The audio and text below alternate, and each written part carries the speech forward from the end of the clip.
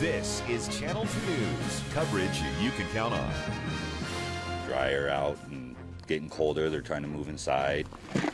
Pest control technicians say it's been a busy year for rodents, particularly mice, getting into people's homes. And you might see even more of them as the nights get cooler. That is tonight's Channel 2 News big story. You know, pest control companies tell us that they have seen more calls this year because of the drought. Sure, yeah. But get ready. Now they're expecting even more because of the cold. Good evening, everyone. I'm Wendy DeMonte.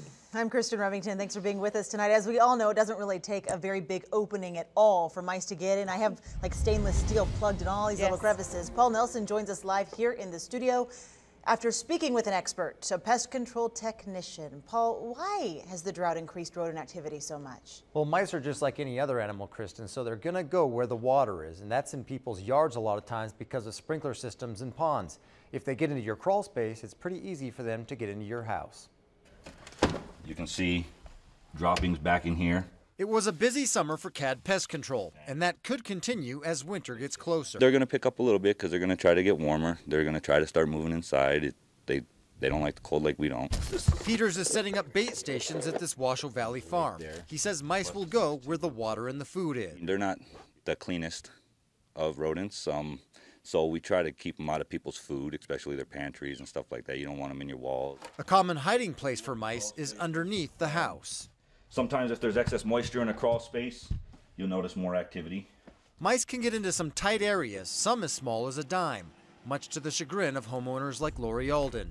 I can hear them at night, you know, and I don't have a bad problem. I can just hear some rustling under the sink and then I know to call them.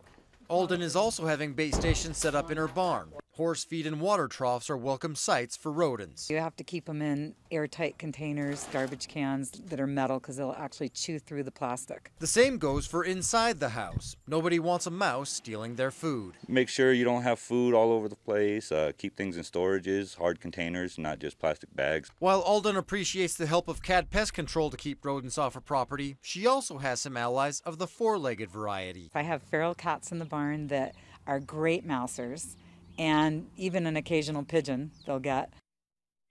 Alden says she's also had a lot more squirrels on her property this year trying to get into the water troughs. You might expect more rodent activity in rural areas, but Peters says they also get just as many calls in town. Covering the big story live in the studio, Paul Nelson, Channel 2 News.